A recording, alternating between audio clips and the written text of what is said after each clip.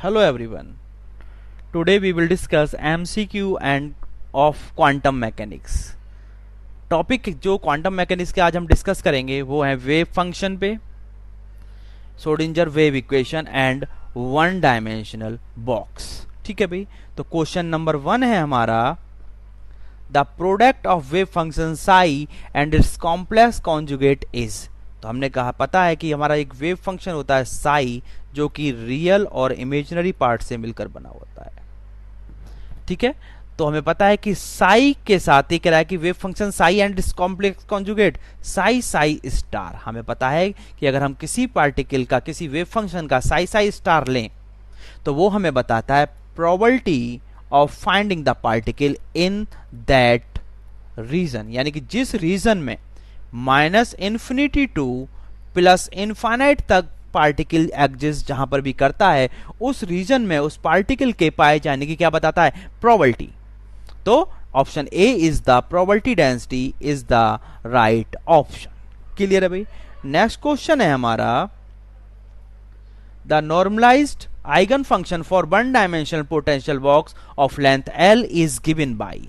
हमें पता है कि जो हमारा वेव फंक्शन है हम लेके चलते हैं psi equal to A sine n pi A sine k x plus v cos k x. फिर हम इस पे बाउंड्री कंडीशन लगाते हैं, नॉर्मलाइजेशन कंडीशन लगाते हैं. नॉर्मलाइजेशन कंडीशन क्या होती है हमारी, integration psi star psi dx. अगर वन डायमेंशन है तो dx इज इक्वल टू 1, यानी कि probability of finding the particle in that region is 1. Clear है. तो उसको कैलकुलेट करने के बाद हमारा वेव फंक्शन जो आता है वो आता है psi equal to √2/L sine n pi x upon L. तो option √2/L sine n pi x upon option B is the right option. वो ये भी पूछ सकता था कि ग्राउंड स्टेट में कौन सा वेव फंक्शन होगा, सारे वेव फंक्शन दे देता, ग्राउंड स्टेट में पूछ लेता. तो ग्राउंड स्टेट के लिए हम स्मॉल n इक्वल टू क्या रखेंगे, 1. तो wave function for ground state कितना हो जाएगा हमारा, √2/L sine pi x upon L. अगर वो पूछता फर्स्ट एक्साइटेड स्टेट के लिए तो फर्स्ट एक्साइटेड स्टेट के लिए रख देते हम n इक्वल टू 2 और वेव फंक्शन हो जाता हमारा psi 2 equal to √2/L sine 2 pi x upon L. यानी कि n की डिफरेंट वैल्यू पर हमें वेव फंक्शन की ग्राउंड स्टेट में, this is the ground state, n equal to 1 के लिए हमें कौन सी स्टेट में मिल जाता है, ग्राउंड स्टेट में मिल जाता है. n इक्वल टू 2 के लिए फर्स्ट एक्साइटेड स्टेट में, n इक्वल टू 3 के लिए हमारी सेकेंड एक्साइटेड स्टेट में इस वेव फंक्शन की नॉर्मलाइज्ड वैल्यू मिल जाती है. This is the normalised wave function. Clear है भाई. नेक्स्ट क्वेश्चन है हमारा, the eigen function for a particle in one dimensional potential box of length L is. हमें पता है अगर आइगन एनर्जी की बात करें तो E इक्वल टू आता है हमारा n square h square upon 8m_L square. Clear है.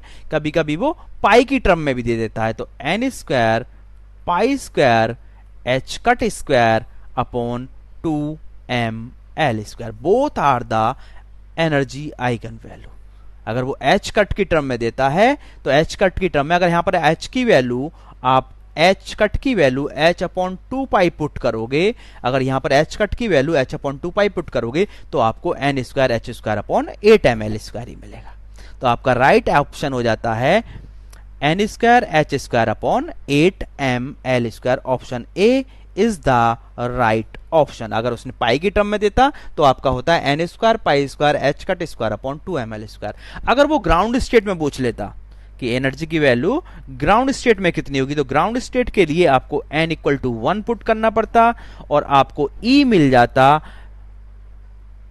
h square upon 8ml square.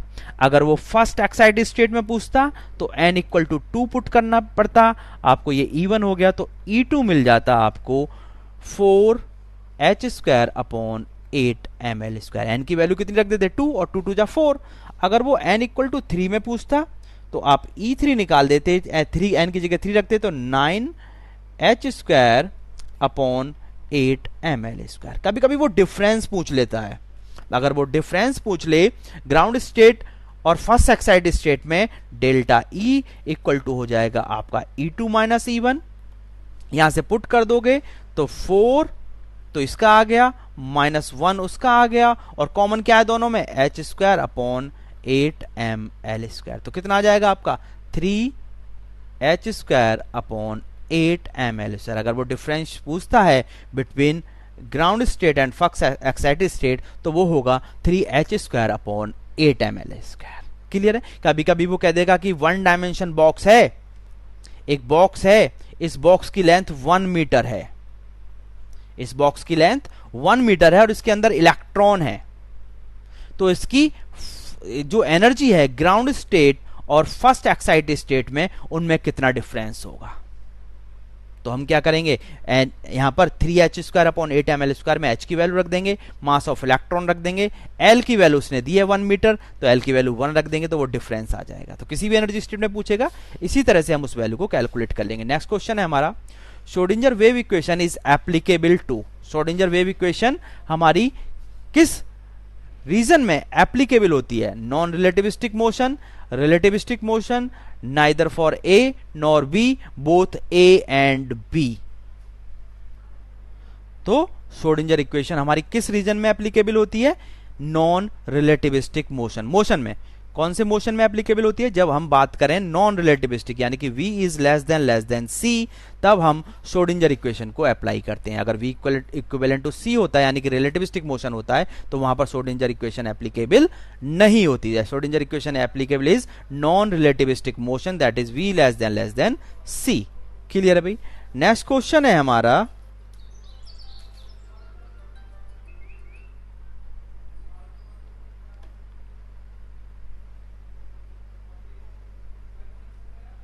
an electron in a box 2 nanometer across, what is the lowest energy for electron। यानी कह रहा है कि वो एक बॉक्स है, इस बॉक्स की जो लेंथ है वो है 2 नैनोमीटर, तो इसकी लोएस्ट एनर्जी पूछी है। तो E इक्वल टू कितना होता है आपका, n² h² upon 8ml²। Lowest के लिए, ग्राउंड स्टेट के लिए n इक्वल टू 1 हो गया, तो E1 इक्वल टू कितना हो गया आपका, h² अपॉन 8ml²। h की वैल्यू रख दो 6.6 इंटू 10⁻⁻34 अपॉन 8। इलेक्ट्रॉन है तो इलेक्ट्रॉन का मास 9.1 इंटू 10⁻31। 2 नैनोमीटर लेंथ दी है, तो 2 इंटू नैनो के लिए 10⁻⁹ का होल स्क्वायर। ठीक है भाई? तो जब इसे आप सॉल्व कर लोगे तो आपको सॉल्व करने के बाद ये मिल जाएगा 0.09375 इलेक्ट्रॉन वोल्ट। तो option B is the right option. Next question है हमारा, the wave function for the motion of a particle in a potential width d is given by psi equal to a sin n pi x upon d। Then a is, तो psi equal to दिया है इसने a sin, psi equal to दिया है a sin n pi x upon d। अगर हम अपने wave function से कंपेयर करें 1 डायमेंशनल बॉक्स के वाले से, तो psi इक्वल टू होता है a sin n pi x upon l। Potential well है, उसमें हमारे में कितना था, ये पोटेंशियल वेल था, d लेंथ का दिया है, और हमारे में कितनी लेंथ का था, l लेंथ का था, तो l is only replace by d। ठीक है?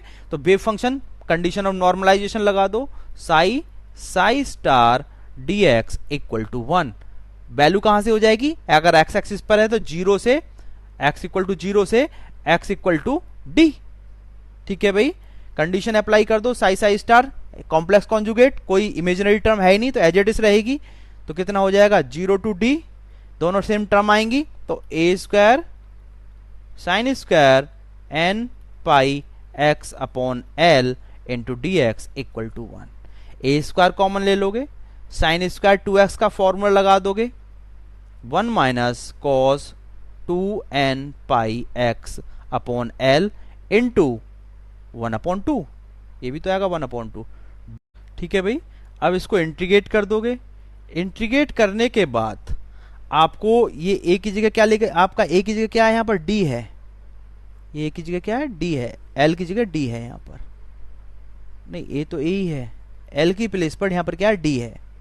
ठीक है, जब इसे सॉल्व कर लोगे तो ए की वैल्यू आपको मिल जाएगी √2/d। उसमें कितनी आती है, उसमें आती है √2/l, इसमें कितनी आ जाएगी, √2/d। तो option C is the right option. ठीक है भाई, इसको हमने जब वन डायमेंशन बॉक्स का पूरा डेरिवेशन किया है उसमें भी कराया है, वन डायमेंशन बॉक्स के न्यूमेरिकल में भी कराया है। किसी को कुछ प्रॉब्लम होती है तो वहां से वो वीडियो देख ले, इसका लिंक मैं डिस्क्रिप्शन में भी ऐड कर दूंगा। ठीक है भाई, तो नेक्स्ट क्वेश्चन है हमारा,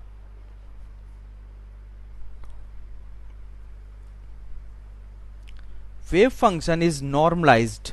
जैसे अभी हम बात कर रहे थे कि वेव फंक्शन कब नॉर्मलाइज होता है, तो वेव फंक्शन हमारा नॉर्मलाइज होता है जब psi star integration psi star d x equal to 1। लेकिन रेंज क्या होती है, रेंज होती है उसकी -इन्फिनिटी टू इन्फिनिटी। किसी भी रेंज में +इन्फिनिटी से -इन्फिनिटी तक पार्टिकल के पाए जाने की प्रोबेबिलिटी, साई स्टार क्या बताता है, प्रोबेबिलिटी इक्वल टू 1 होती है। This is the condition of normalization. तो option D is the right option. इसी में एक क्वेश्चन और पूछा है यहीं पर, probability density is represented by. तो प्रोबेबिलिटी डेंसिटी को किससे रिप्रेजेंट करते हैं हम, साई स्टार। तो ऑप्शन में साई स्टार नहीं है, लेकिन साई स्टार को हम क्या भी लिखते हैं, मैग्नीट्यूड साई का स्क्वायर। तो right option is option A. Probability density को हम क्या लिखते हैं, साई स्टार, और साई स्टार को हम कैसे भी लिखते हैं, मैग्नीट्यूड ऑफ साई का होल स्क्वायर। क्लियर है, तो option A is the right option. Next question है हमारा, the wave function representing matter wave must be. Wave function जो मैटर वेव को रिप्रेजेंट करना है वो होना चाहिए। तो हमें पता है कि जो वेव फंक्शन मैटर वेव को रिप्रेजेंट करता है साई, वो हमारा क्या होता है, कॉम्प्लेक्स होता है। Psi equal to a plus i p, उसका हम कॉम्प्लेक्स कॉन्जुगेट लेते हैं, a माइनस आई पी। तो it must be complex in nature. ठीक है भाई, नेक्स्ट क्वेश्चन है हमारा, the total probability of finding the particle in space. Total probability of finding the particle कितनी होनी चाहिए, हम पता टोटल प्रोबेबिलिटी स्पेस में पाए जाने की हमेशा कितनी होनी चाहिए, 1, यानी कि unity. Option B is the right option. Next question है हमारा, the normalised wave function must have. तो हमारा normalised wave function must be square integrable. क्या बोलते हैं हम उसे, स्क्वायर इंटीग्रल बोलते हैं। जैसे भाई हम बोलते हैं ना magnitude of psi square integral, और इसका मतलब क्या है, must be finite. That is option C is the right option. Next question है हमारा, the square of the magnitude of the wave function is called. Magnitude के स्क्वायर को हम क्या बोलते हैं, प्रोबेबिलिटी डेंसिटी। तो right option is option B. Next question है हमारा,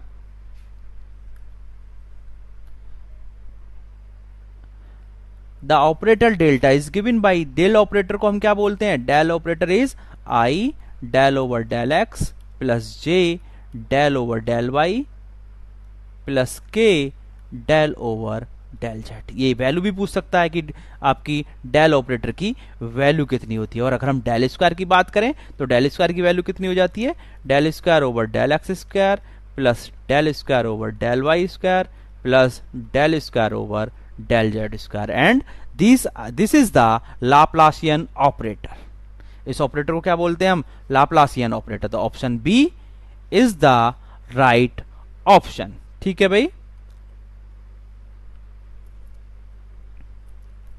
the operator operating on the wave function should always standing on the side। मतलब कि ऑपरेटर किसी भी फंक्शन पर जब आप किसी ऑपरेटर को अप्लाई करते हो, मान लो आपके ऑपरेटर हैं del over del t operator होता है, del over del x, del over del y, del over del del t, या डेल ऑपरेटर कह दो।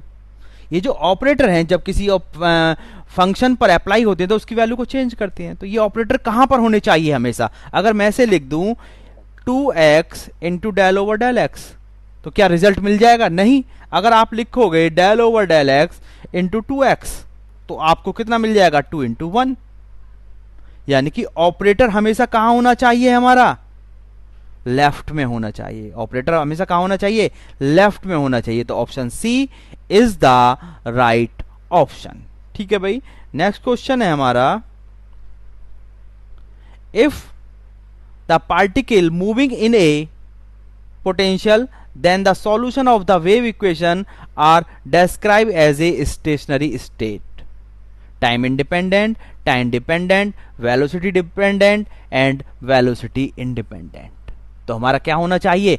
हमारा अगर स्टेशनरी स्टेट के लिए सॉल्यूशन है तो वो कैसा होना चाहिए? Time independent. तो option A is the right option. Clear है भाई।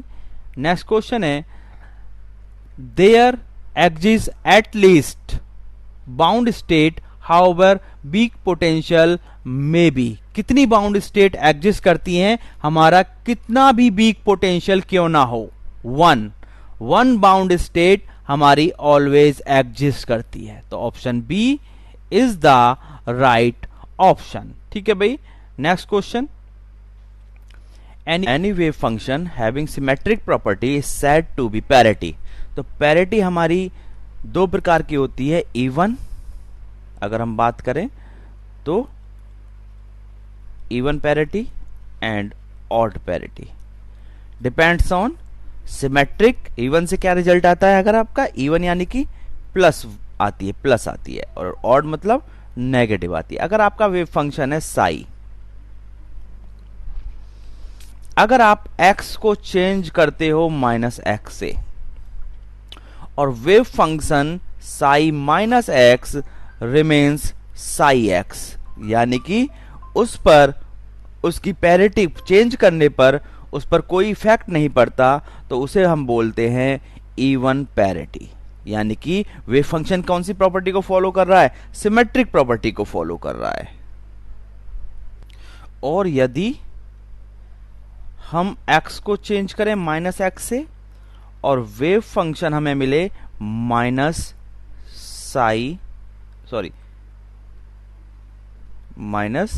Sai x, then the parity is called odd parity and wave function is called antisymmetric। Example के लिए देखो, अगर वेव फंक्शन है आपका psi x equal to x square, तो आप क्या करते हो? साई माइनस एक्स करते हो तो आप हो जाता है माइनस एक्स का होल स्क्वायर, और आपको क्या मिलता है? एक्स स्क्वायर ही मिलता है। यानी कि क्या मिल गया? साई एक्स मिल गया पॉजिटिव। तो then the parity is even and wave function is symmetric. अगर आपका वेव फंक्शन कुछ इस टाइप का है कि x equal to x cube, और आप फंक्शन को चेंज करते हो माइनस एक्स से, तो आपको मिल जाता है minus x cube equal to minus psi x. तो वेव फंक्शन तो हो गया आपका, और पैरिटी होगी आपकी ऑड, और वेव फंक्शन हो गया आपका एंटी सिमेट्रिक। तो इसमें कह रहा है हैविंग सिमेट्रिक प्रॉपर्टी, और सिमेट्रिक प्रॉपर्टी है तो वेव फंक्शन में कोई भी चेंज नहीं होगा, तो हमारी पैरिटी क्या कहलाएगी? Even parity. Option B is the right option. और यदि वो कहता कि एंटी सिमेट्रिक है, अगर वो कहता एंटी सिमेट्रिक है तो पैरिटी होती है हमारी ऑड। अगर वो वेव फंक्शन दे देता, वो कह देता कि psi minus x equal to minus psi x, तो पैरिटी बताओ, तो इस केस में पैरिटी हो जाती है हमारी ऑड। अगर वो कहता psi minus x equal to psi x, तो पैरिटी बताओ, तो पैरिटी हो जाती है इस केस में इवन। तो इस तरह से भी दे सकता था क्वेश्चन। ठीक है भाई। तो हमारा नेक्स्ट क्वेश्चन है, function corresponding to a given eigen value then the eigen function is called non-degenerate। Option A is the right option. Clear है भाई। नेक्स्ट क्वेश्चन है हमारा, अगर मोर देन वन हो तो degenerate. Time dependent Schrodinger equation in shorter form is given bye, हमें पता है श्रोडिंगर टाइम डिपेंडेंट इक्वेशन होती है H Sai equal to E Sai. यहां पर साई को किससे रिप्रेजेंट किया है इन्होंने, यू से, तो H u equal to E you.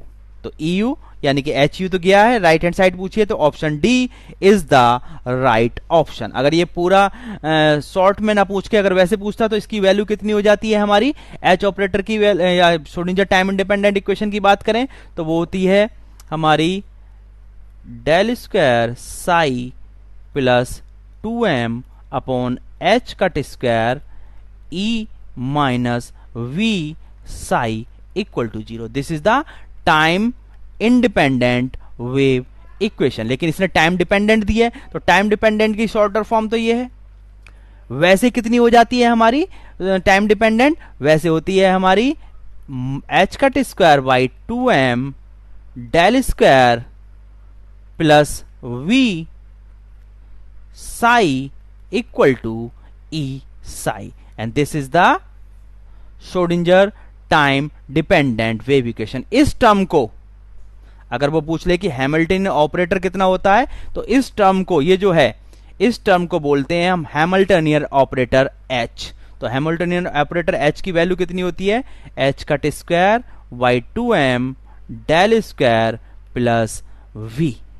ठीक है, माइनस का, यहां पर माइनस भी आएगा भाई, माइनस का H cut square by 2m del square b। ठीक है भाई, तो ये this is the Schrodinger time independent dependent. Next equation है an acceptable wave function must be single valued finite continuous. हमें पता है कि जो हमारा एक्सेप्टेबल वेव फंक्शन है वो सिंगल वैल्यूड भी होना चाहिए, वो सिंगल वैल्यूड भी होना चाहिए, वो फाइनाइट भी होना चाहिए और वो कंटिन्यूअस भी होना चाहिए, और उसका first derivative also single valued and continuous. ठीक है, तो ऑप्शन कौन कौन से हो गए हमारे, option 1 is correct, 2 is correct, 2 and 3 all is are correct. तो option D is the right option. Clear है भाई। नेक्स्ट क्वेश्चन है हमारा the energy of a particle of mass m confined in a box of dimension n in the first excited, देखो यहां पर first excited state में पूछी है, तो एनर्जी इक्वल टू कितनी होती है हमारी, equal to n square h square upon 8 ml square. For first excited state n equal to कितना होता है 2, तो E2 इक्वल टू कितना हो जाएगा, एट 2 टू जा 2 का 4 h स्क्वायर और 2 का पावर 2 4 कर दिया मैंने अपॉन 8 ml स्क्वायर और 2 टू जा 4। तो हमारा कौन सा ऑप्शन है, option D is the right option. ठीक है भाई। नेक्स्ट क्वेश्चन है हमारा